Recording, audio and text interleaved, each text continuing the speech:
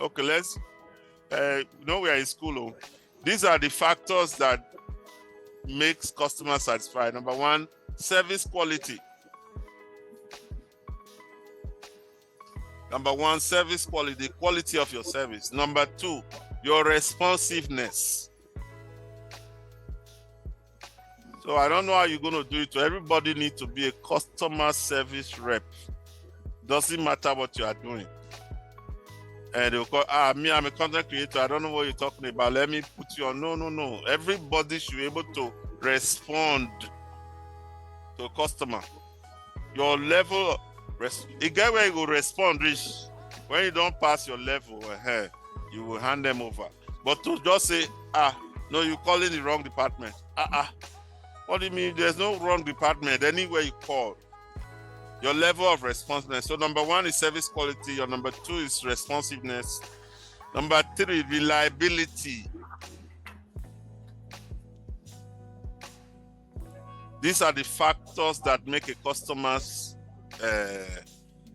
reliability. They can count on you. And the last is the customer experience. This is a positive one. Do we have Domino's Pizza in Nigeria? Yes. This is how the CEO used to train their staff. He said, somebody ordered Domino's is customer for life. They plaster naira for their body. So every time you serve them, you take your naira. That one where you take, and just for now, there's more. So you have to treat them as if you are coming back for your next dollar or naira. So your overall customer experience is very important. So we have dealt with profit, the relationship or the link between customer loyalty, profit growth and customer loyalty. And now we know what customer loyalty and customer satisfaction entails. Any questions so far on those first two? Any question or comment? Beauty, I have not heard your voice, so I'm not calling names. So, No questions at the moment. Any comments so far on those first two links?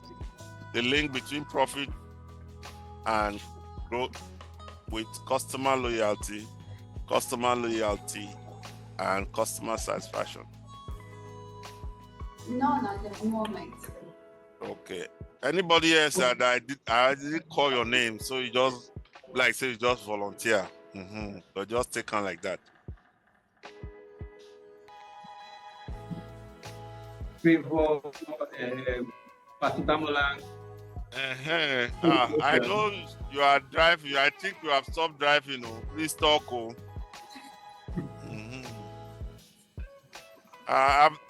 Favor have not even introduced themselves, but doesn't stop you from speaking.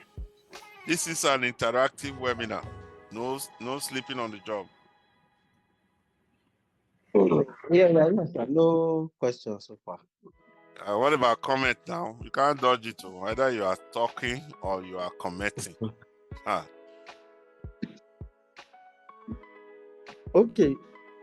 On any of these two things we are talking about, I just want to be sure you are paying attention. Profits, growth, how is it linked to customer loyalty? How is customer loyalty linked to customer satisfaction? Okay, yes. So I think from what you have also mentioned, one of the, a lot of when we talk about customer loyalty, many times we look at it more in relations to how we treat the external customers. We don't focus a lot around the internal customers. Internal customers, now I'm talking about peer-to-peer relationship, how, in fact, leading a business, you hear a lot of issues between one departmental lead and another departmental lead, and how that departmental lead also react to other subordinates in the other department. So not knowing that actually how they all treat each other as customers especially will impact on how the overall job will be done. For instance, I run a supply chain business, so I have business development. Business development is always after get the business, get the customers, satisfy the customer, let's do the job. So supply chain operations is always about risk. So they are looking at when they get a supply, they are looking at it with the eye view of what's the risk involved in serving this business. And business development, they come on, them this risk, get this job done. Do you know what it costs me to get this customer to get this PO out? Why are you delaying the order? Supply chain is telling them, this business is not profitable. How can we? So, then there is the communication loop that you now need to come in and balance between, all of these sides. So,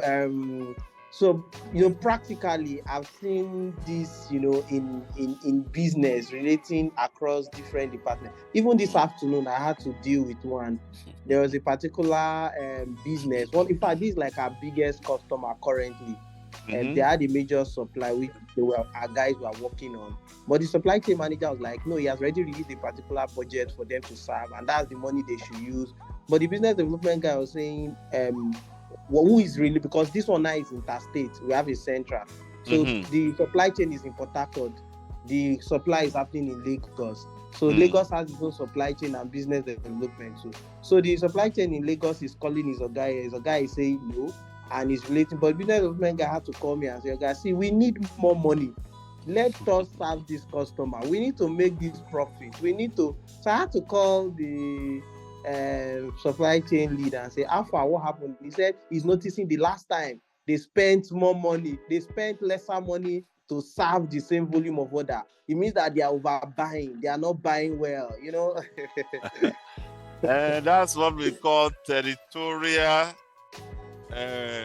click protection.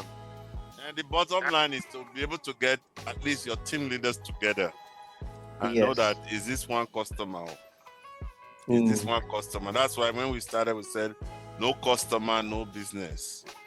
You read your customer like book. Meanwhile, the person that would finally get this whole impact now on where we are supplying, we are not supplying, let's get it done, what we are using to buy is too much.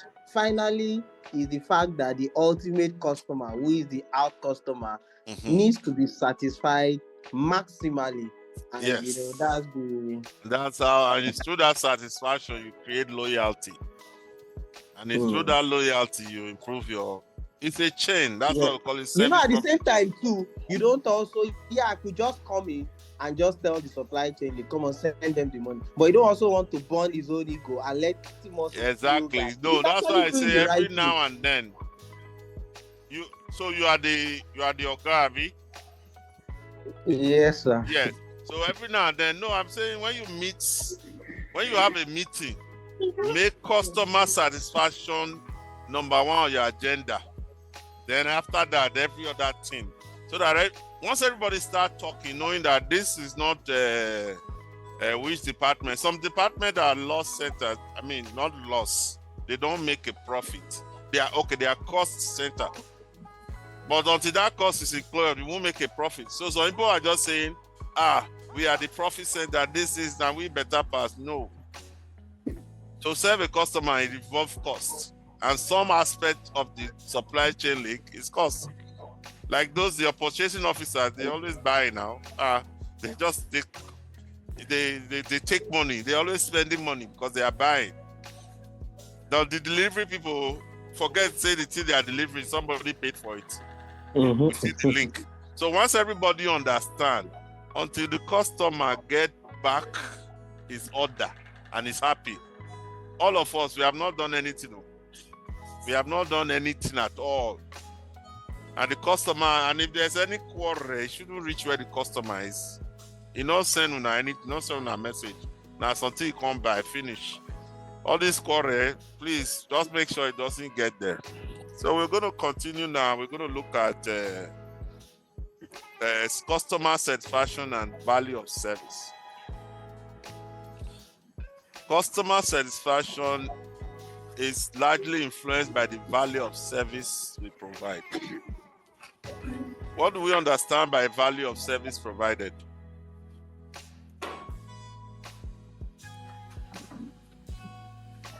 What I understood is that the value is the worth.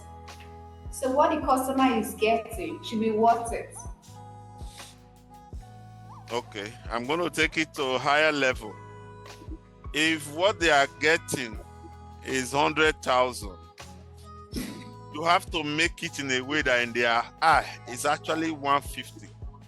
You want when you give them the work, they will tell the driver to start the car and go, as if you forgot to collect the 50,000. That's how you want your service to be. Not that it's cheap, but it's so valuable. It's more in their head. Is I mean, these people make mistake. They're supposed to collect 150. They only collect 100. Meanwhile, it costs you 50, but they don't need to know that. But that's how you want to value your service. So that's where the customer experience that goes with the service is what really lifts up that value in a way that they'll say, these people didn't charge me enough. Let me go before they change their mind. Like most of my companies that I work with here, my goal is for them to have what we call if you have a place like a school, you only take 10 people, but there are 50 people apply. Waiting list. For me, that's my mantra. Anybody I'm helping, one of my clients, I create it with the mind of having a waiting list. Not to say the place will be full, there'll be a waiting list that when somebody you call and say, okay, madam, you can come and do your hair. The other person didn't come. The race they go take come, your salon will always be full if you are running a salon. That's the kind of way I want businesses to treat their customer, that you always have a buffer, a waiting list. So the value that you create for the customer is what we influence the way their satisfaction goes. They want to perceive high value in your service. Once they perceive that, they are most likely going to be satisfied. Now, when this value is created, who create this value service for the customer is a satisfied, loyal, and productive employees. Remember the internal customer. Hello? Yes, sir. Yes. This value is created by internal customer. These are satisfied, loyal, and productive employee. What was one of the key things that will make the employee more productive?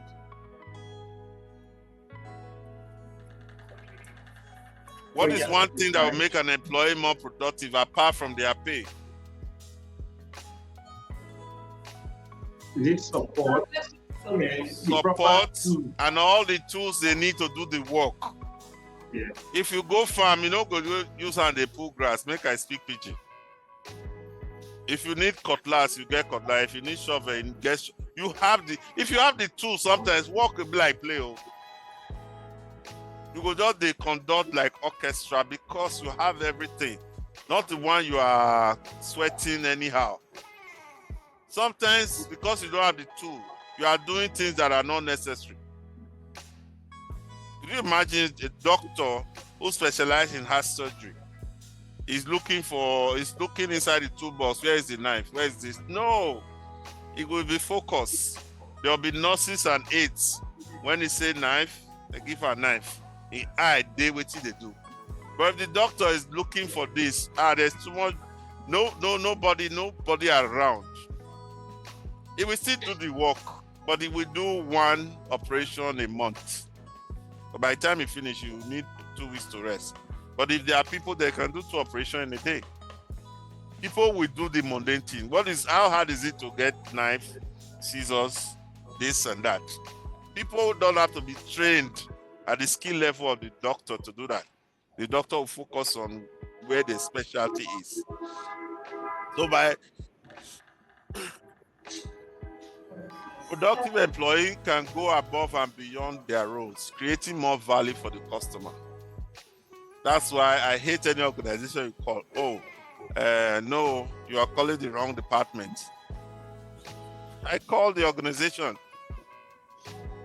Money, especially if I've paid, if I've paid, they are now turning me around. Go here, go here.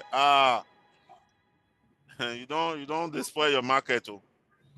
Because when employees are engaged in their work, they are motivated, they deliver higher quality service. So how does this relate to a customer satisfaction? We said earlier that when customers are satisfied, they are what? Loyal customers. And when they are loyal, what happens to your profit? It increases. And also your business will start growing. So let's look at the last one. Value of service. What's the relationship between the value of service provided for the customer and the satisfaction, loyalty, and productivity of employee? Employee satisfaction, listen, I need you to write this down. Employee satisfaction is the foundation.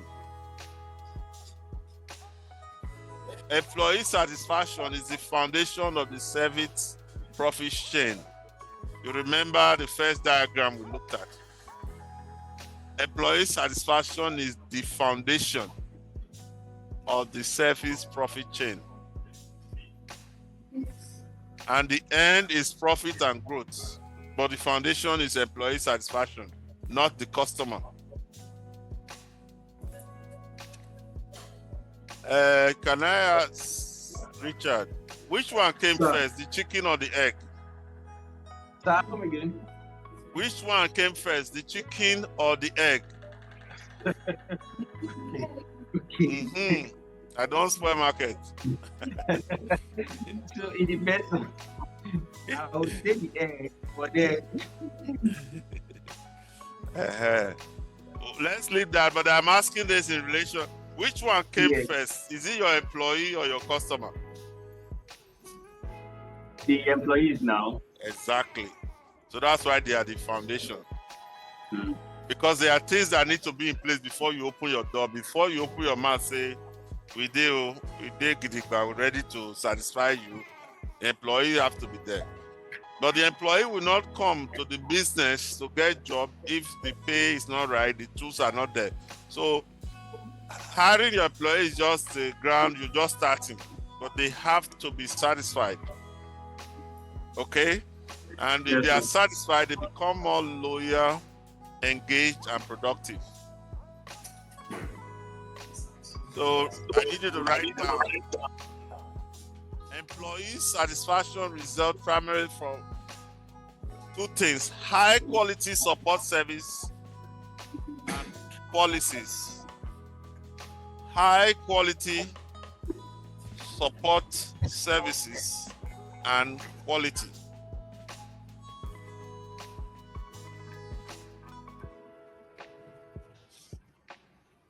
And I'm going to give you 4 factors that are included in this. You ready? Number 1, good management practice or good management practices. Number 2, a positive work environment. Some people will mean this, will take this to be friendliness. When I go to work, I didn't come to do friends, so I come to work. If we become friends, that's a bonus. You don't have to be my friend. You get you park one side. No, I'm serious. So I don't come to work to come and make friends. So I come to work. Because once you are my friend and you are not doing your part and my work is suffering, I can't tell you. We didn't come to do friendship here. We came to work. But if we work so much that we understand and we can become friends, you can't be my friend if you are not doing your part. You can't be my friend. I'm doing my work, doing your own, and you are collecting salary. Not for work. Eh. So what I'm saying here is good management practices, a positive work environment, opportunities for growth for the employees. No, Bahamas is a very small country. There are some positions your guy must die before you get promotion. Not many people want to be in that kind of situation. There must be room for growth. I wouldn't mind Richard going to Coursera and signing your staff to learn how to use AI better, for example. If it will increase your productivity, or a workshop like we are here now. If this workshop will increase your productivity, yes. It could have been me and him just talking on the phone and nobody else will hear what we are saying now. There should be room, opportunity for growth. And growth comes in many ways. You might start offering some services now that none of your staff know how to do. And you will train them and they will now know that they are growing. Maybe I came there, I only know content marketing. Content writing. But you might get a contract that includes content marketing. So you put the marketing department and the content together and they learn new skills. They learn another skill. They didn't go to school, they learn it on the job. So there's growth. There is growth. The last but not the least is recognition of achievements. Clap. In the class now, we clap for people now when you get the answer right. In my own, I give tom-tom. No matter how small it is, a pat on the back is recognition of service. And it doesn't have to be Oga, Richard. You can do that to your mates. Well done there. Clap for them, shake their hand, encourage them. So, I don't know if you guys do it, but at least there should be a day where you just go to a restaurant, do achievements, recognition day, staff day off, lock the door, tell everybody to go away. We want to be happy, or go on a picnic, whatever it is, whatever suits you guys. But there should be a recognition. It's not the size of the flower or whatever you give, is the fact that you are recognizing talents that are within your system. Yes. So what we are saying here is that the value of service, waiting will come out for your hand, is based on how satisfied you are. And that will create your loyalty and increase your productivity. Any questions so far?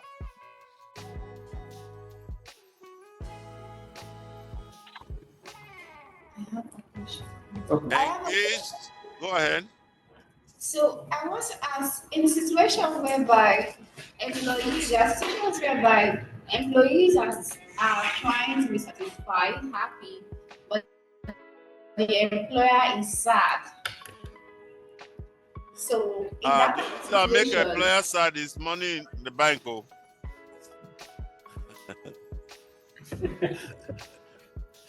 I've not seen any sad employer when the money is coming in. And it goes back to where we start from, profit and growth. And if their sadness have nothing to do with the business, I don't care. If Naim with him husband or wife fight, he bring a car. I don't send her. But if the sadness is because of my productivity, which is affecting customer satisfaction, which is affecting loyalty, which is affecting the bank, I will sit up. It doesn't mean I can't talk to you if you have issues that don't be there. But don't come and I know if you take Panadol for your headache. Okay. Like I tell people, this general advice, I only worry myself about the things I can do something about. Yes, everybody want to be a millionaire, but you can't be one tomorrow. So why are you hurting yourself? Do the little things that will improve your financial situation now. It's not all this grace to grass story we hear everywhere online. Some of them are fake life. Even in church, some people are giving testimony that is not right. They will embellish it because somebody gave testimony yesterday. Me self, I'll go give. You walk with God. God knows your time. His time is right. When the time comes, your own will come. It's not dependent on somebody else. If it depends on somebody else, he will send that person. It's not every time. It's not by your sweat. Say it's not by power. It's not by might. But the point I'm making is, I like to focus on stuff that are related to my productivity. If my productivity is providing the value of service that makes the customer happy, that makes the bank account to grow, that's the core. Of course, like I said, we can come to work. After work, we make friendship. But you can separate those two so you know where it is. So, to your question, if the management or owner is not happy and it has something to do with the business, I will ignore. Because I don't want that to rub off on me now. I'm less productive and I can get fired. I know I've done my work. There are certain things I don't even. If you fire me because you don't like me, no problem. I carry my talent and go somewhere else. But I know I'm getting paid. And the way I get paid is a loyal customer who's buying. You know where the customers are the boss. So who can remember the first thing I said today that you must take into mind? No customer, no business. No business. So if my guy is vesting and has nothing to do with the customer, you are your own. No, I don't send you. But if it has to do with the complaint of customers, say we fall hand. Even if it's not me, I can talk to the next staff, say, bros, make it a quick, they do this thing now. See customer and just they complain. Even my good work now doesn't mean anything anymore because you are not pulling your weight. Like I said, it's like a relay. You hand the baton. In the end, it's the whole team that won. So that's what customer is about. Employee satisfaction. I've gone through the different areas. Satisfied employees are more engaged, more loyal, and more productivity. So what do we mean by employee productivity? Anybody? Richard, you are the timekeeper. How are we doing with time? So we should be in the Q&A now. Okay. So we're going to finish this slide and we'll go to Q&A. Okay. Who can tell me what you know by employee productivity?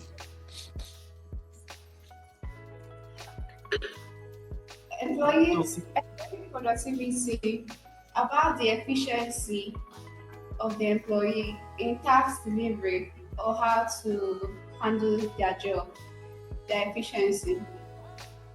Remember, we talked earlier that productivity leads to higher quality of service, and that makes customers satisfied, that makes them loyal, and that puts money in the bank.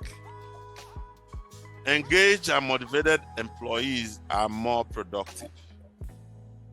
You can say you know the answer to that based on your experience in life. You are more productive when you are engaged and motivated. Okay? And this productivity enhances the quality of service you provide to the customer. You see, we are using this word, profit chain. We can trace the profit back all the way to the employee. If you are engaged and motivated, you're more productive. If you are productive, you will enhance the quality of the service. And if the service quality is good, customers will be satisfied. If they are satisfied, they will be loyal. If they are loyal, it will make the company to grow and make profit. There is no escaping it. Where does everything start from? The employees. Employee. And one thing you want to be a productive person. When I was in school at Uniben, during the summer, we were working. They were moving the computer department. You know this big paper they used to print that have holes on the side, the perforated paper. Yes. Me, I was carrying 2 cartons. The boys were laughing at me, said, why you they kill yourself now? I'm going to carry one. I said, you can carry one. I'm carrying 2 as if I own this business. Because I know I'm going to have my own one day. It's a culture you create for yourself. I've always wanted to be productive. In fact, whether I used to come and tell my wife, I think I'm leaving this job, but there's nothing for me to do. And look at how much they are paying me. My wife said, they send you, just go to work, do your part, collect the pay and come home. I like to be productive. If I'm not productive, it eats me up. But the point I'm making is your productivity will enhance the quality of service provided to your customer. Even the children I train in secondary school till today, anywhere I go, anywhere, it's somebody else's party, it's our own reunion, but we haven't seen each other for 10, 15 years. Why? Because we go away. I gave more than. They know they take here, say I want travel. They know say when I come back, I will bring them something. But the point I'm making, my class was very productive. Especially you are providing service. You get as you take write that resume. Now, this person way they look for work for 3 years, can't get work. You know, go forget you. You know, forget the company. I know go forget the person way write the resume. You are writing statement of purpose for admission or whatever. These things matter. But if you are highly engaged and your service, you go above and beyond, they will remember. When I came to Nigeria, I went to meet one man who was elder in my church. He was the one who paid my first school fees at Unibet. He didn't even remember. I said, don't matter. I carry my mother, carry my brother, I will go meet him. Say, oh God, don't come. He say, what were you saying on the phone? I said, no, you pay my first school fees. I come bring my mother to thank you. The man almost cried. He didn't even remember. But he did it. I know. First way they do something for, I know. So some of the things you are doing now, you are setting people up for success. Whether it's only 20,000 they pay you or even 5,000, it don't matter. It's the quality. Your work will talk for you. Especially all these things that are written, it will speak for you. So it's not just about working with Mr. Richard or working for Fasthire, it's your work. And it's the productivity you carry now, you carry to your next job. What I'm saying to you is very linked to the parable of the talents. It's not how many talents God gave you, it's what did you do with it? What did you do with it? It's not, you are a better content writer than me, and so what? Stay your lane, I stay my lane, day by day. What did you do with what God has given you? Today you are an intern, tomorrow you'll be a full-time employee. And after that, you own your own business. It doesn't matter, just put everything you have into it. I work and do things as if today is my last day on earth because I don't really know when it will be. So I want to do my best like right now. I don't want to even tell you how long ago I woke up to wait for you guys to come. I didn't know, and only Richard I know, I don't know anybody. But it doesn't matter. For you to have taken time to come here, I want you to take something with you that can help you for the rest of your life. Okay? All right. So, like I said, high quality service that comes as a result of your productivity is a result of your engagement, engaged employee. And this excellent service leads to higher customer satisfaction. Like we said earlier before, customers are satisfied because they see your quality that you provide them. So they can repeat business and have positive word of mouth. And that will lead to loyalty, and loyalty will lead to growth and profitability. So that's all we have time for today. Yes, we have many slides, but I knew where I needed to focus on. I'm a professor. We have 14 weeks of class. I don't mind if I don't finish my curriculum. I want wherever I stop, you took something from it. It's very easy for me to just read all the slides and you didn't get anything from it. So we're going to cut it here now. We go to question and answer. All the questions you had in your mind, I didn't let you to ask. You can ask now. Richard, you have anything to say before we go into the question and answer time? Okay, so first of all, I would say a big thank you. Before we started, I was sharing with my team how this class came to be, and then initially this class was exclusive, supposed to just be for Fasthire team, but on the second thought, and which I shared with you, we felt like, okay, what if we throw it open to other people and see who and who this is going to help? The truth is that the economy currently in Nigeria is really, really hitting and kicking on businesses, especially small businesses, SMEs, and the rest.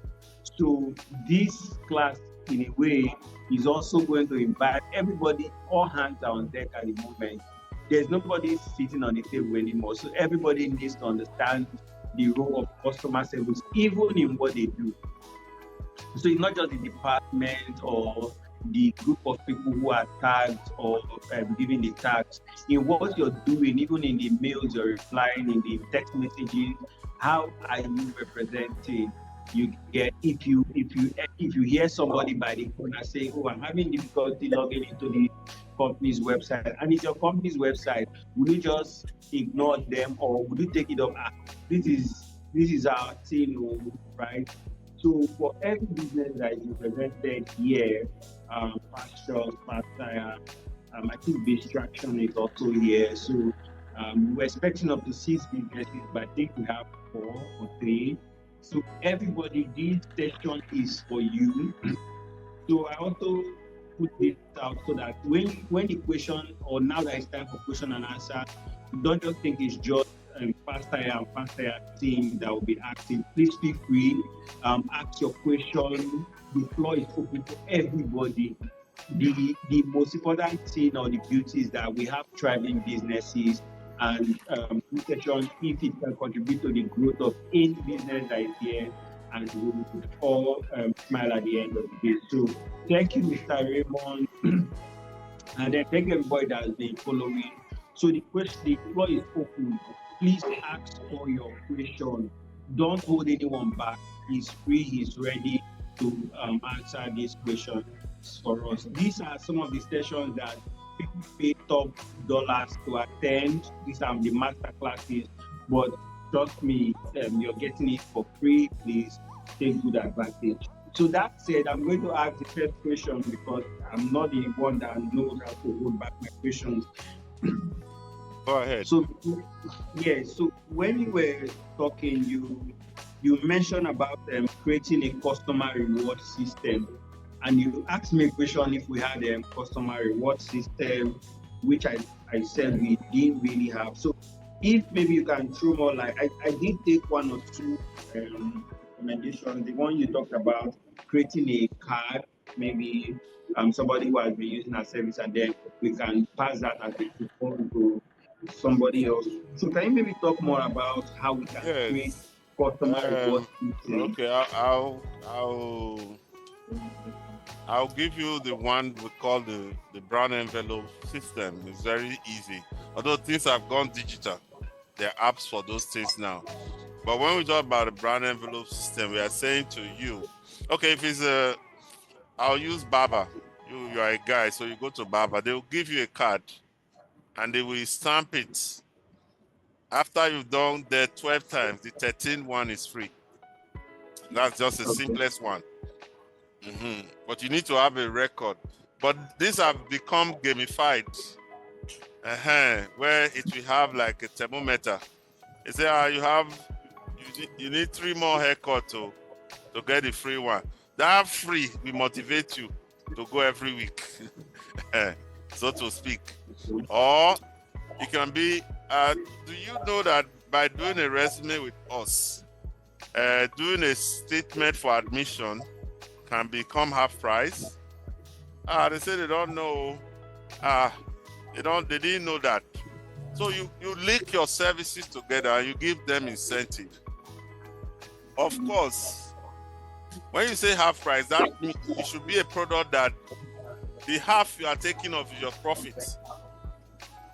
Basically, but you are committing them to buy something so you can give them that extra to introduce them to that service or product that you have. And there's buy one, get one free. There are many things, but you want to incentivize them to use your product. Of course, you are not going to get free until you cut your hair free now. I mean, you cut your hair 12 times a hand. So even that free is not free. So instead of removing small money, you just put it, that will be for the free one. That's one. Two, it has to make economic sense to you. Because the way I look at business, okay, I'm going to make 1 million in profit if I only see 10 people. But what if I put an incentive there that, okay, I can do 700 is fine with me, I won't die. But I'll use that 300 as marketing to bring more people in. And before I know it, my profit will be 2 million. So always do your numbers. I'm not saying you shouldn't get customer, but you should use numbers so that in the end you still win. I call it win-win. Everybody's happy.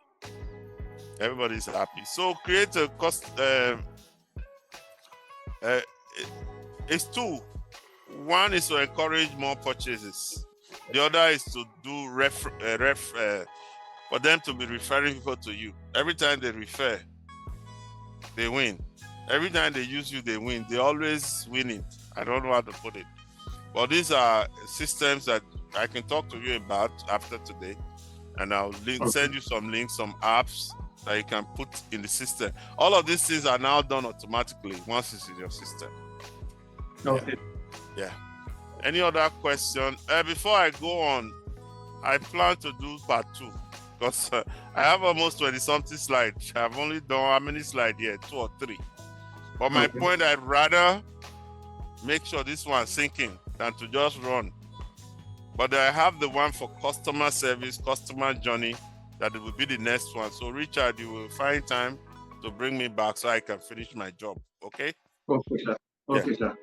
Any other person have a question?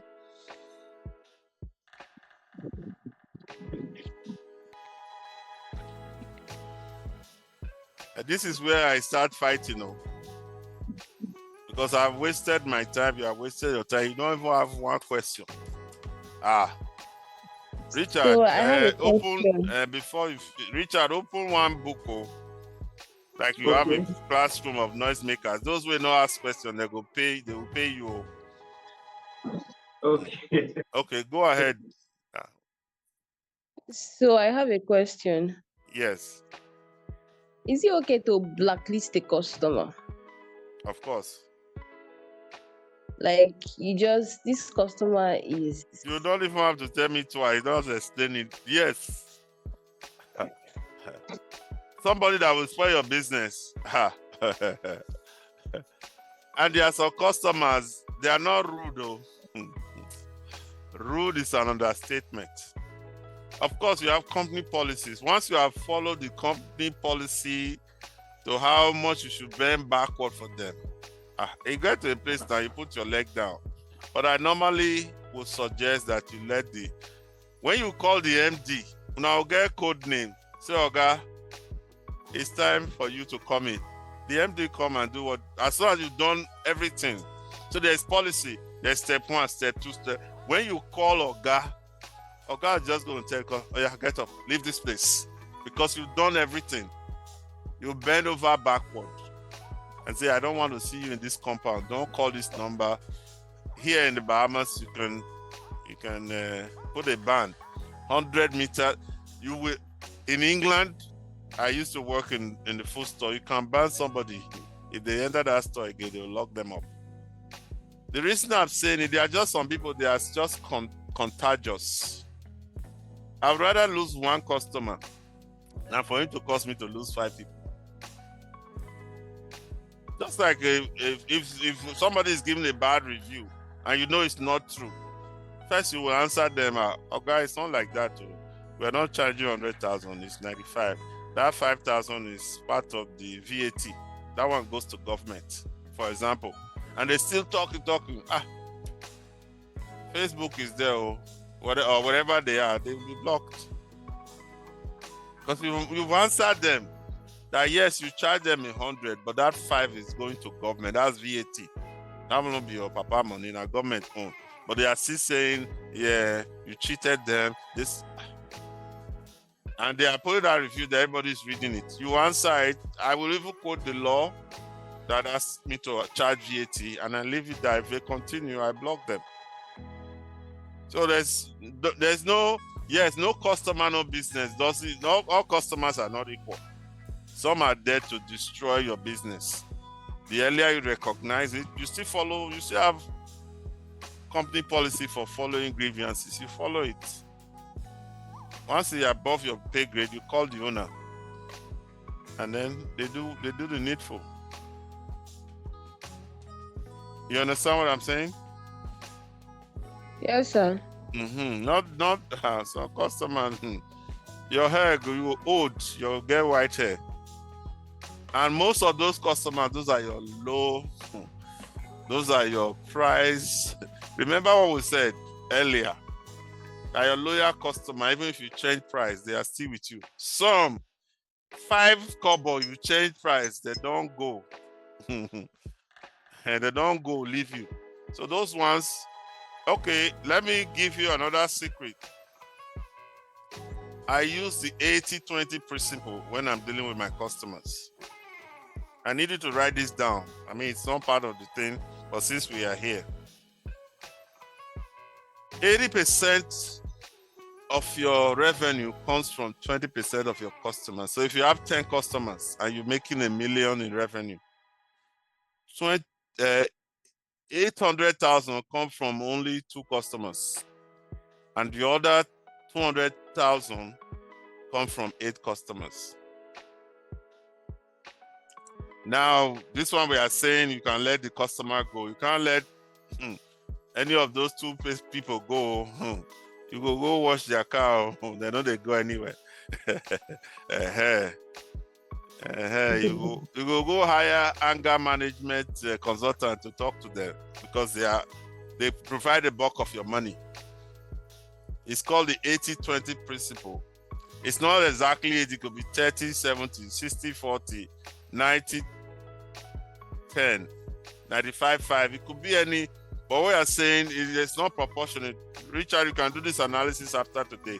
Look at your customers and see where your revenue comes from. You will find that it's fewer people that bring most of your revenue. Now, I worked in retail, and I'll give you a live example.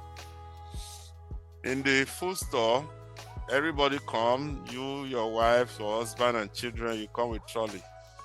Those big trolley, we only see them month end for those who receive money on the month, or weekend for those who receive weekly pay. Now, there were some customers who buy 8 trolleys every day. You think I'm going to treat that customer with you that come once a week or once a month with 1 trolley or 2? You push one, your children push one, and this person buy 5 or more trolleys every day. So I started bringing my knowledge in economics to play. I did the analysis. That one that come every day and buy more than 2 trolley. I don't know how they do it in Nigeria. In Bahamas, they have what we call parking boys. We go help you park, help you push trolley, go car. You give them some tip. I became their parking boy because I know where my money is coming from. And that helped me to understand the customer more and start recommending product for them. You know who those are? Women who sell food at construction sites. Yes, sir. They cook and put in the back of their vehicle and drive from construction site to construction site. Because everything they buy today, they're going to cook it in the morning, and they're coming back to buy again. So those are my 20%ers. I don't play with them. In fact, they became my customer. The rest 80, I said, make the other managers, they take care of those one. This is now my bread and butter. Why? Who can tell me what was my incentive? Not be me get store, I worked there. Why was I carrying this work on my head like that? Because I was given a commission check every 90 days. So I was working for my commission check, and I did what I have to do. So when you use The rest of you can still take 80-20 to apply to your work. If you look at your work every day, there are a few things you do that make you more productive. Every other thing, you are just busy. But there are one or two things that you actually do that make you productive. It can be applied to your personal life, 80-20 principle. You can go and read up on it. I can make that another seminar another day. You can apply it to business, you can apply it to your... There are a few things you know as you are listening to me now that you do that make you productive. Others is just busyness. But there are a few things you do. I know what mine is. You should try and know what yours is. And you do more of it to be more productive. Okay? Any other question?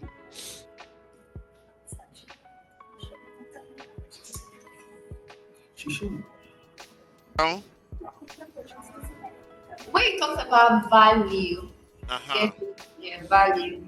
Now I figure that most of the time the problem is how to even create this value for the customer. How to even identify that you're even creating a value for customer. Creating a value is actually like is actually one of the challenging parts. Now I want to ask, what are the parameters for identifying that one is creating values and how to create values? Okay. We normally use when I'm designing products and services, there's what we call job to be done. You can write that down. Job to be done. For example, when you create a resume, what's the job the resume going to do for the owner? So I need everybody to answer me now. Somebody should. What is the job of a resume for the owner of the resume or CV or whatever you call it? Or what's the job? Land them a new role. For them to land them a new job opportunity. Exactly. That's the first thing you use to determine whether you are creating value. If the person you are also to do CV for them, they're already governor, they don't need another job. What value are you going to create for a governor, executive of a whole state with your resume? Unless they create a special, okay, they want to give him an award, but you have to apply, there's competition.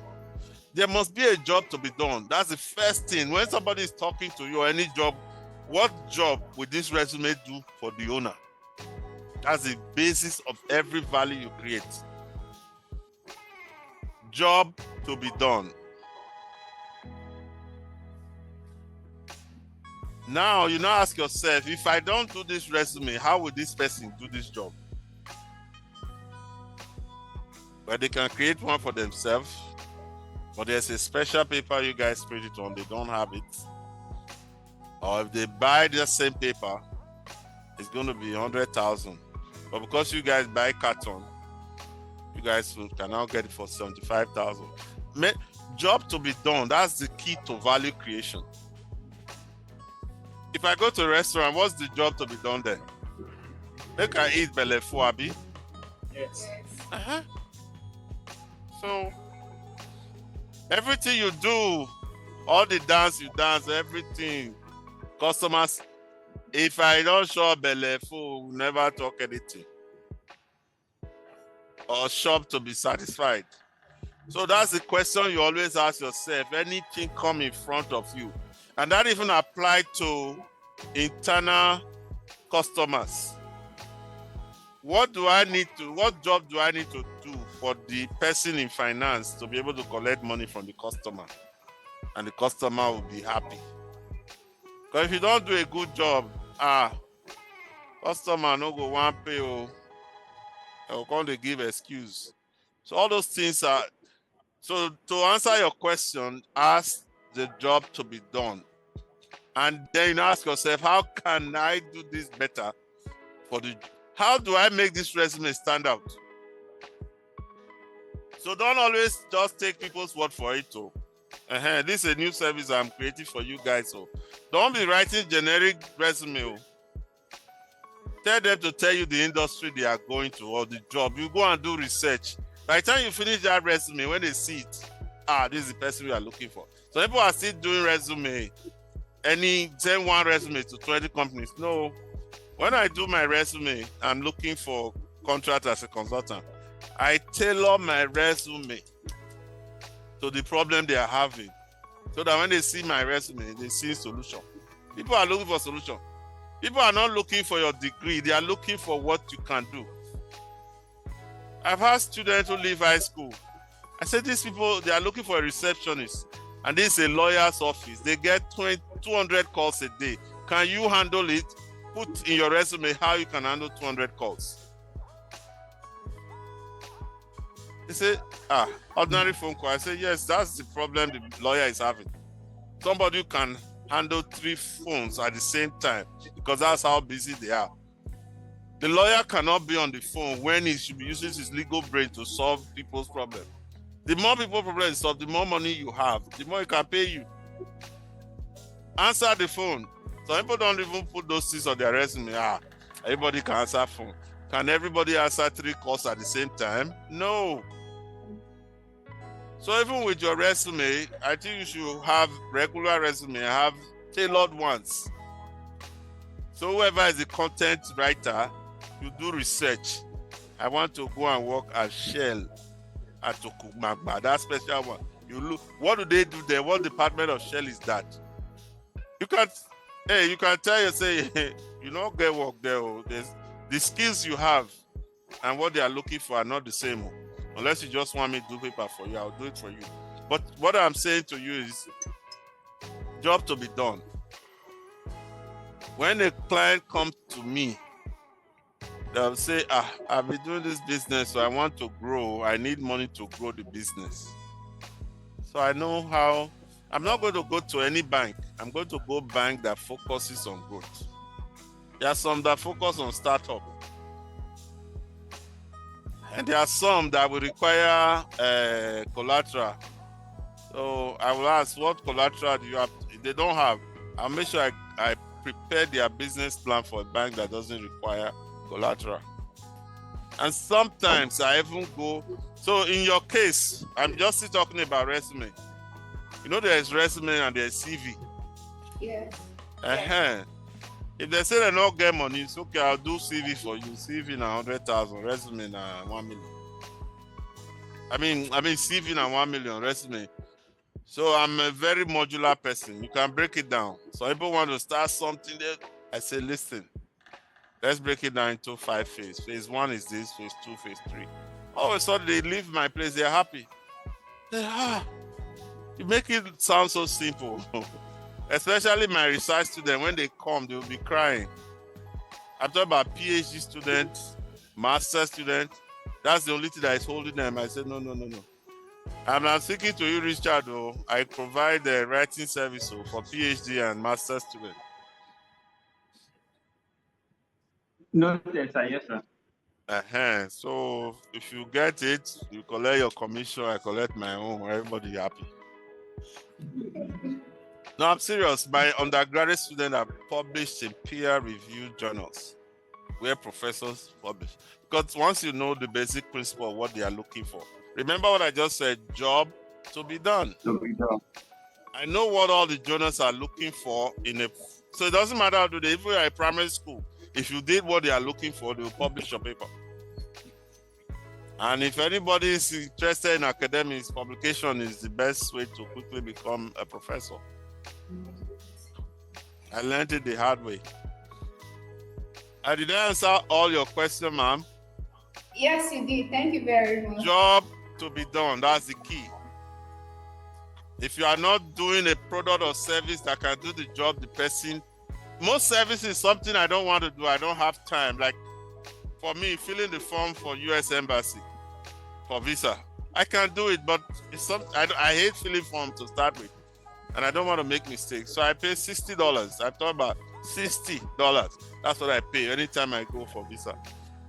Not because I cannot fill form, but because that person have something, job to be done. What's their job? To get me an appointment as quick as possible. That's it. They're not going to give me visa no matter how much I pay them. They don't. But to get access, quicker access without mistake. If I make mistake, they will send my phone back. We'll be going back and forth. 6 months will turn to 1 year. This lady has given me appointment in 3 days when I was going for my son's surgery. He said, all you need, bring me a letter from the doctor that the surgery is happening this week. I brought it. They fast forward me, I got my appointment. Before you know it, I was there, I didn't miss it. So the point I'm making is, what is the job to be done once you know it? That's why we say it's perceived value. Let your work, that's why I take pride in my work. Let your resume get people job. They will come back and thank you. Richard, you allow them to take tips, right? From customers who are happy. No, we don't have that system. Okay, you don't have it, but I'm just saying, when people are happy, they take you out for lunch, drop something, whatever they do. But the point I'm saying, your work is speaking for you. But once you do the resume, you already got paid by but it's still go out of their way to do that. Any other question?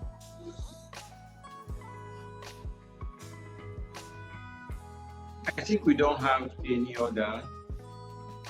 Should I call name? I know there's 1 or 2 persons who have not spoken since we've been here. But this will be the last question and then we'll close. So please volunteer. No question is too stupid or anything, just a question. We'll answer it and we'll go. And sometimes one question will lead to another thing. But we want to close now. Any question from the people who invited me? So I know what I'm talking about. The people who brought this seminar, Fasthire, I want to ask question. Deborah. Yes, sir. Yes, sir. Ask your question.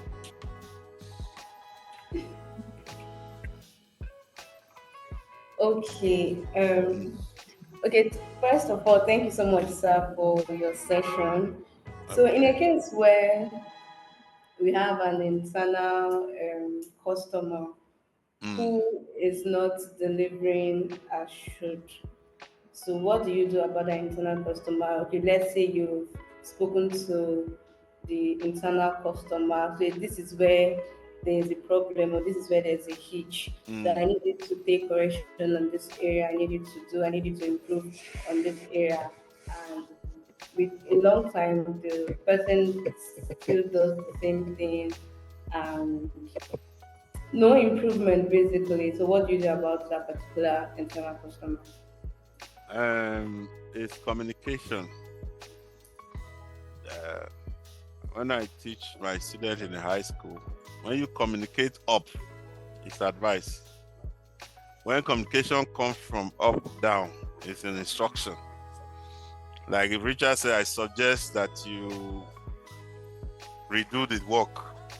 Some people will say, that's suggestion, that's an instruction coming from up. But if Richard show you something and you say, God, there are 1 or 2 things you can change, it's an advice. It's not an instruction. Then that's up and down. But what now you are talking about sideways. Sideways comes with functionality. You are a content creator, for example, that's all you do. But the marketing people are messing up, or the marketing person, and you will advise them. But if their work is continually affecting yours, you talk to the higher up, whether the team leader or whoever is in charge. Because the same thing you have said to them is advice. But if it comes from up, it's instruction. Because the work has to be done. There's no, as we say it in our Benin parable, if you get sore for leg, you go from grandmama place, you go the other side. Soon it will smell. They must still treat it. You can't. There's no way. If you have bad character, you say, this people, they don't like me. You go this other place. It's the bad character will follow you until you change. So productivity, like we've been saying, is very, very, very important. And also, the easiest way, for example, is to also share with them how their non-productive, their low production is affecting the end product to the customer in a collegiate way, so that we are able to know where the problem is. Because the first way to solve a problem is to know what is, the first way to find solution is to know where the problem is coming from. And if you are in a position to be able to help them, you offer your help in a constructive way. Of course, some people they know it all, or you can't tell them anything. So that's where you go to the higher up. For me, I tell people, don't complain to me about what I'm doing if you do not have a solution of what I should do. That's me. Can't tell me, this is your shirt. And I say, give me money, I'll buy 2. You're only wearing 1 shirt. Yeah, I wash it, I make sure it's clean. It's the only one I can afford.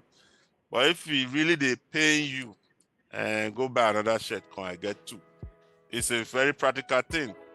If I have to choose between new shirt and food, I will eat first too. So I have strength to work. That's why I have strength to work, so I can make money in here. So what I'm saying, there are priorities. There are priorities. You know, like in a football game, soccer, as we know it. You can be very good, but you are put in the wrong position. You're not going to be productive. You're not going to help the team. So there are many things that can be looked at. It can be discussed collegiately, but if you pass your pay grade, you pass it on to the yoga, and you're able to show that how they are working is affecting this. Once your guard knows, say, customer will soon go because of this, they don't tell person. They don't tell person. Now, if you are just doing it for your own shakara, okay, just say, okay, don't worry, we change. But once you see how we draw the link from profit and growth to employee productivity. If you can link it, that yes, so you never read, or God do something, but if you read, this customer will go, and when they go, they'll take 5 people with them.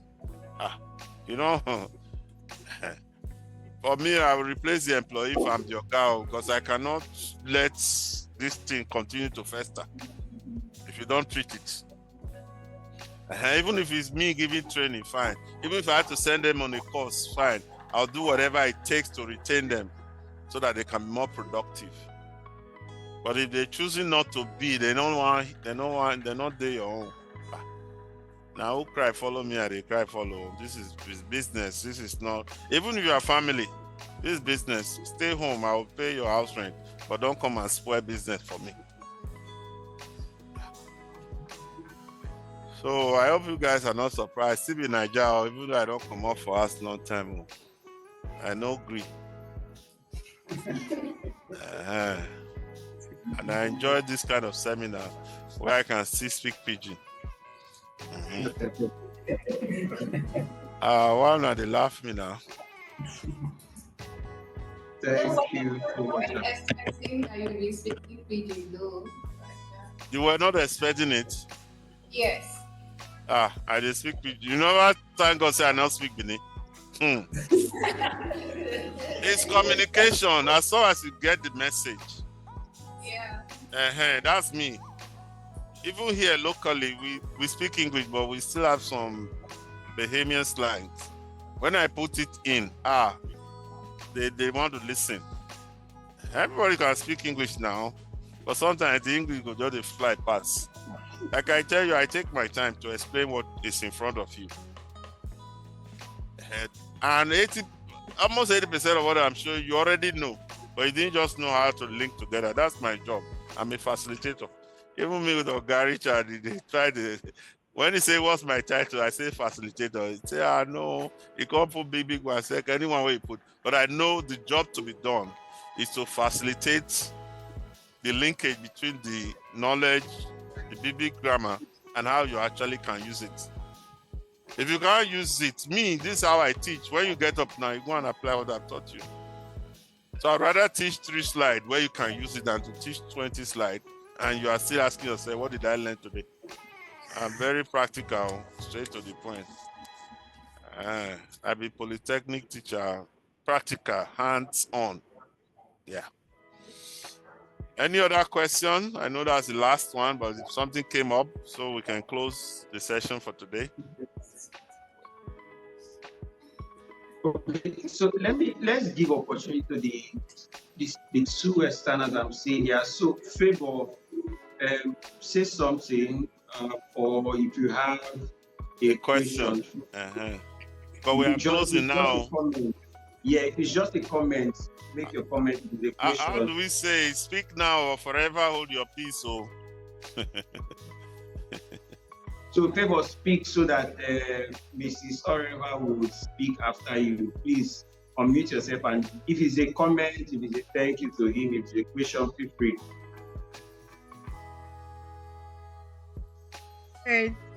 Good evening, everybody.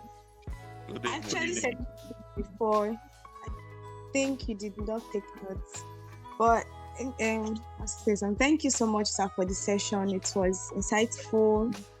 I learned a whole lot today. At least I know now that our customers are source of innovations, and we should learn how to take criticisms, and like we mentioned, whether they are constructive or they are not constructive.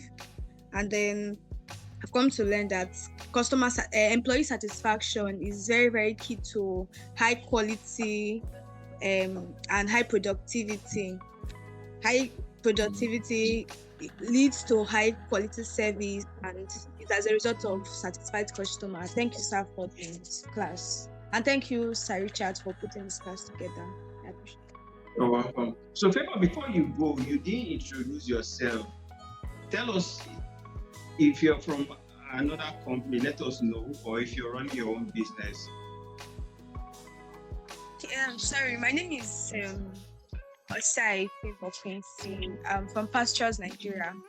Yes. Okay. You're in customer service at Pastures, is that correct?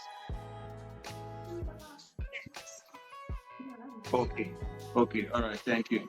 So, Mrs. Oraikhi, please say something, or I know you've asked the question, but just say something before we close. All right, thank you so much, Mr. Raymond. I've heard a lot about you. When I saw your name there, I ran and quickly registered for the session. It was. Hold on, you heard good things about me, Abby? Yes. Okay, just making sure. Go ahead. Okay, so it was a lot motivating for me. Yeah, this session was motivating for me because somehow it was looking like I was in the vibe, but this has motivated me, and it's an eye-opener. I'm looking forward to the next section where we can talk about pricing and maybe how to bring back some customers that were listed unnecessarily. Yes, so like I was saying to Richard, I only covered 1/3 of what we were planning for. So, but I know understanding customer service, and okay, the next class will be more like the tool to implement what we are doing, customer journey. You know, these are more technical, but I will take a bite size and really hands-on, pen and paper. Draw your customer journey for one of your services. By the time you do one, we do group. And we're going to work next time to be able to go into, what do we call it? Separate rooms where we rub mind. My class is very practical. My class is practical. When you finish, I always tell my students, I don't want you to I give you a certificate, you go and put it on the wall. You know? When I tell you my student publish, undergraduates don't publish, but I made my student to publish. Why? So that he can get practical skills. One of my students, they wouldn't give him admissions in Scotland for masters. They came to the office, they were crying. I said, go and tell them you are a published author. When they saw our publication, they give her admission. She even didn't take it. She got 10 admission after that. She started putting in her application, I'm a published author, give them link. I can give them an A, which they got in my class, but I didn't want it to end there. I want it to be something useful. So the point I'm making is I'm going to have an extra session when Richard is ready so that we can talk more, some practical things you can do to improve where you are going.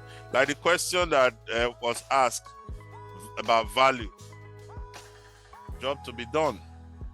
If anybody says do something for me, you ask them, what does this thing, what are you going to use this for? You want me to do cutlass for you? Is it for grass or cutting tree? That will determine which kind of cutlass you will do for them. That will really do the job until what you are providing does the job that it's supposed to do. The value is like this. They won't come back. Thank you. Any other question? That would be all, sir. Okay. Thank you very much. Thank you so much, sir, for accepting our invitation. I am trusting everybody did learn. So let's say thank you to Mr. Raymond.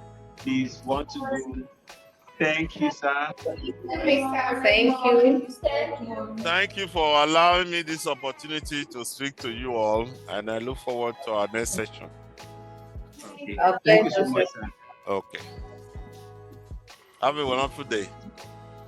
You too.